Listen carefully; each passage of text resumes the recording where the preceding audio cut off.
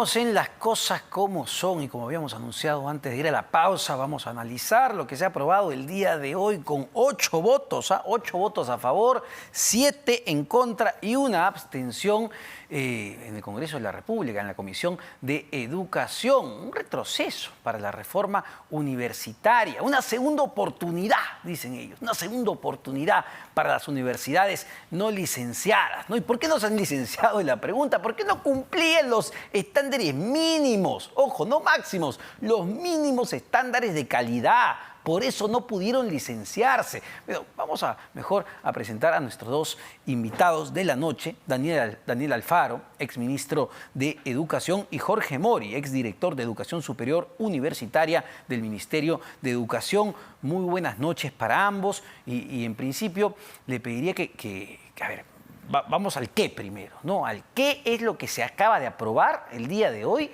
en el Congreso de la República, y hay que decirlo, con votos sobre todo de Perú Libre, Fuerza Popular, Renovación Popular, Acción Popular. Muy buenas noches. Señor Alfaro. Muy buenas noches, Omar. Buenas noches, Jorge. Muchas gracias por esta llamada. Definitivamente tomo la palabra con la cual iniciaste esta intervención de retroceso. El caso hoy día en la Comisión de Educación es un retroceso en la reforma universitaria, por cuanto se estaría en un primer momento no dando, digamos, nuevas oportunidades, porque las universidades con licencia denegada tienen la oportunidad de volver a presentarse y demostrar las condiciones básicas de calidad. Lo que se está acá haciendo es dándole la posibilidad de que universidades que no cuentan con condiciones básicas de calidad porque no lo demostraron durante el licenciamiento sigan operando. Y eso está en contra del derecho educativo de los estudiantes, así como este otro proyecto de ley que busca que el regulado, en este caso la universidad, sea su regulador. En una parte del mundo funciona la regulación pública de esa manera. Y lo que pretende este segundo proyecto de ley es llegar a ese punto. Y más allá del retroceso, que es muy preocupante, también preocupa la distracción, porque no son las prioridades que se deberían estar hablando en política educativa. Tú mismo, en tu anterior reportaje, has estado conversando sobre el retorno a clases, las vacunaciones, ¿no? Esos son los temas centrales de la educación por los cuales el Minedu, el Ejecutivo y, por supuesto, el Legislativo deberían estar más concentrados. A ver, señor Mori, por favor, buenas noches ante todo. ¿Cuáles son los riesgos que se abren con lo aprobado el día de hoy en la Comisión de Educación? Buenas noches. Con respecto al proyecto que permite que las universidades asociativas con licencia denegada entren por la puerta falsa al proceso de licenciamiento, definitivamente que es, en primer lugar, es discriminatorio contra las universidades públicas que, por ejemplo, se han presentado nuevamente al proceso de licenciamiento, como la San Luis Gonzaga de Ica, que se presentó nuevamente al proceso de licenciamiento con una valla mucho más alta y que ha cumplido con ello, ¿no? Lo que han logrado hoy las universidades privadas asociativas es que les mantengan unas condiciones de calidad más bajas y que les permitan tener exámenes de admisión, permitiéndoles admitir más estudiantes, a pesar de que son universidades que no cumplen las condiciones de calidad. Entonces, en primer lugar, el primer proyecto es definitivamente es desarmar en gran medida todo el esfuerzo que ha hecho el sistema universitario público y privado. Y el segundo proyecto, que ya atenta, digamos, directamente contra la SUNEDU, afecta el corazón prácticamente de lo que ha significado la autonomía del Consejo Directivo de la SUNEDU, ¿no? Recordemos que el Tribunal Constitucional, y hay que insistir en ello porque hoy los congresistas hasta se han burlado de lo que ha dicho el Tribunal Constitucional dijo justamente que la Asamblea Nacional de Rectores y la CONAFU constituían un estado de cosas inconstitucional porque eran juez y parte en el sistema. No pueden haber representantes de rectores en el Consejo Directivo de la SUNEDU. Es como poner a los bancos en el Consejo Directivo de su regulador. Entonces, eso realmente es un despropósito y atenta contra un aspecto fundamental, y ha sido justamente la autonomía que ha tenido el Consejo Directivo, que recordemos, 5 de los 7 miembros del Consejo Directivo son elegidos por concurso público. El sexto es el representante del CONCITEC, y el séptimo, el superintendente, es nombrado por el Ministerio de Educación por 3 años. Entonces, definitivamente que ambos proyectos constituyen un ataque directo a la reforma y ponen en riesgo lo que se ha avanzado hasta la fecha, que todavía tenemos que decirlo. El licenciamiento son condiciones básicas de calidad. Es prácticamente la formalización del sistema. Ese punto me parece importante, señor Mori, y se lo quería consultar al señor Alfaro, ¿no? Entender justamente este proceso de licenciamiento, este proceso de reforma como la base, ¿no? No estamos hablando de universidades de altísimo nivel. Lo que se está pidiendo, entiendo yo, con la reforma universitaria, es que cumplan lo mínimo que se requiere para ser llamadas universidades y no sigan estafando, como lo han hecho por muchos años, a estudiantes y a padres de familia que de buena fe gastaban su dinero. Señor Alfaro. Por supuesto, Omar. Durante mucho tiempo, cuando la regulación estaba a cargo de lo que era la Asamblea Nacional de Rectores, se dio una proliferación de universidades sin el seguimiento a esas condiciones básicas de calidad que estás mencionando. Los resultados de ello lo vemos en el mercado laboral de nuestros jóvenes. Así es. Subempleo, labores, digamos, por las cuales estás cumpliendo, para las cuales no has estudiado, ¿no? Y eso genera en el fondo una frustración y, por supuesto, desempleo también.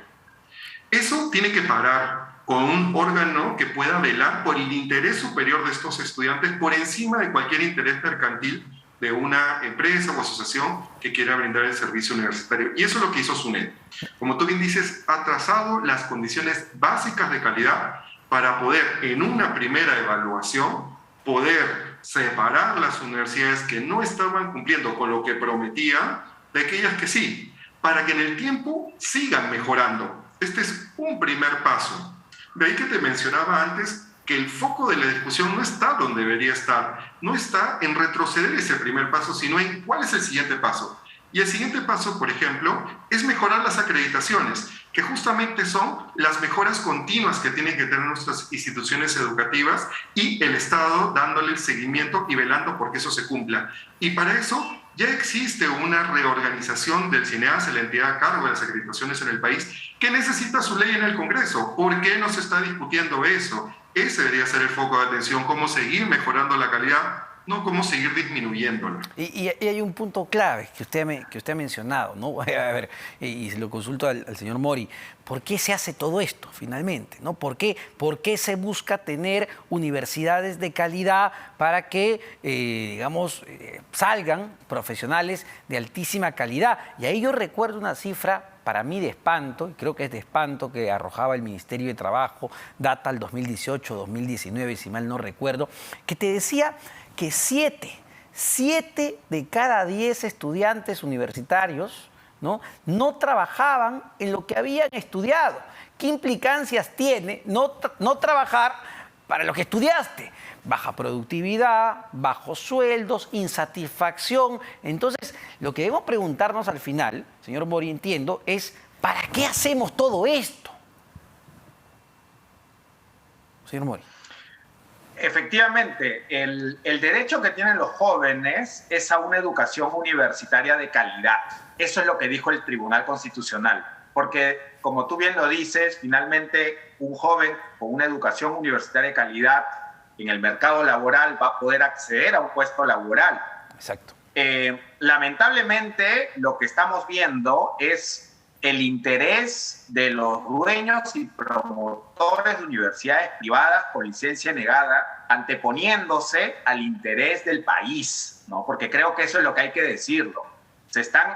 La reforma universitaria, en el fondo, lo que busca es que los jóvenes tengan la oportunidad de acceder a una educación de calidad. Lo que estos señores se han acostumbrado es a que hagan las cosas sin calidad y sin garantizar el futuro laboral de estos jóvenes, y lo que ha digamos, priorizado es el interés de lucro o el interés del negocio en el caso de las universidades privadas. En ese sentido, yo creo que es fundamental defender la reforma y lo que se ha logrado. Y como dijo Daniel al inicio de la presentación, es importante darnos cuenta que este es el primer paso. Necesitamos todavía una ruta larga para llegar hacia la excelencia en la calidad universitaria. Entonces, como país todavía tenemos una ruta larga para tener un sistema universitario a nivel competitivo en la región. Todavía el Perú recién tiene su reforma a 6 años, es un tiempo bastante corto, pero lamentablemente hay congresistas y hay actores que nos quieren regresar al periodo anterior al 2014, cuando en realidad nosotros debemos estar viendo el futuro. Y algo muy importante también en todo esto: el año pasado se aprobó una política nacional de educación superior y técnico-productiva, porque también es importante, como lo que tú señalabas, ¿por qué hay tantos universitarios haciendo trabajos para lo que no estudiaron, cuando podrían haber ido a un instituto de calidad, a una educación técnica de calidad? Entonces, ya el Perú tiene una política de educación superior y técnico-productiva que apunta justamente a la mejora de la calidad. Son estos temas los que tenemos que tener en agenda: cómo mejorar la calidad de nuestros institutos, cómo llegar a que nuestras universidades públicas sean de excelencia y competitivas en la región. Pero lamentablemente hay actores como congresistas, como la propia SUC, que lo que buscan es simplemente regresar a un pasado donde los intereses de las universidades estaban por encima del derecho de los jóvenes. Ahora, señor Alfaro, también es cierto, y en su experiencia como exministro de Educación, que el lobby, no, y hay que decirlo con todas sus letras, que el lobby de las universidades no licenciadas ha estado constantemente tratando de atacar y traerse abajo la reforma universitaria. Esto no es de ahora, esto no ocurrió hace una semana, esto viene ya hace varios años. No les gusta pues la regulación, quieren seguir haciendo sus grandes negocios a costa de la calidad educativa y a costa del dinero de familias que lo que buscan es la mejora para sus hijos, finalmente. ¿Ha ganado en esta instancia? ¿Está ganando? ¿Cómo así esto se ha llegado a aprobar en la Comisión de Educación el día de hoy? ¿Tiene más fuerza en este Congreso ese lobby universitario de las no licenciadas? ¿Tenemos una lucha de ahora? Ahora sí lo escuchamos. No lo habíamos escuchado con claridad, señor Alfaro, pero por favor. Por supuesto. Esto no es ahora, no es una lucha de ahora, esta es una lucha constante, es una lucha para lo cual el Ministerio de Educación se ha estado preparando.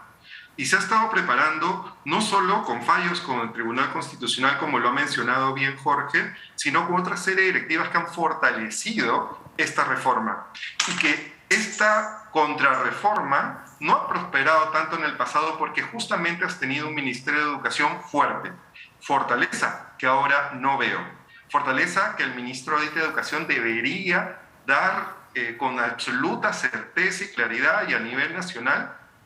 Creo que estamos esperando todos ese comunicado fuerte que ya ha salido desde otras instancias, el Consejo Nacional de Educación, los empresarios alrededor de IPAE y diferentes órganos que velan por la institucionalidad de nuestro país ya se están pronunciando, y no veo al ministro de Educación con esa misma fuerza. Bueno, y permítame preguntarle, dado que lo menciona el ministro de Educación, y ve al presidente de la República preocupado de la calidad educativa en general, cuando ha hecho una serie de anuncios también de ingreso automático y una serie de cosas de ese tipo.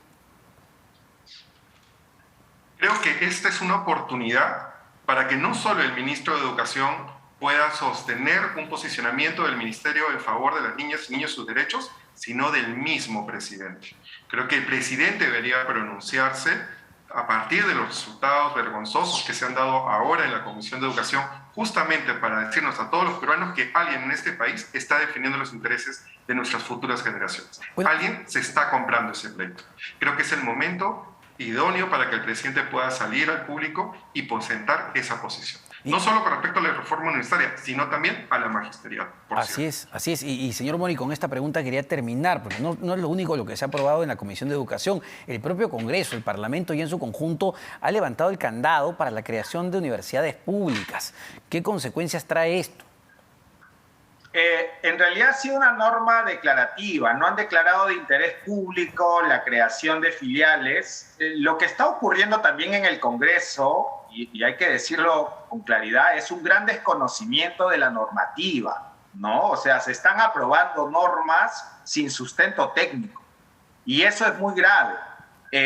Para crear una filial, las universidades públicas lo que necesitan es los recursos para hacerlo y presentar una solicitud de modificación de licencia ante la SUNEDU.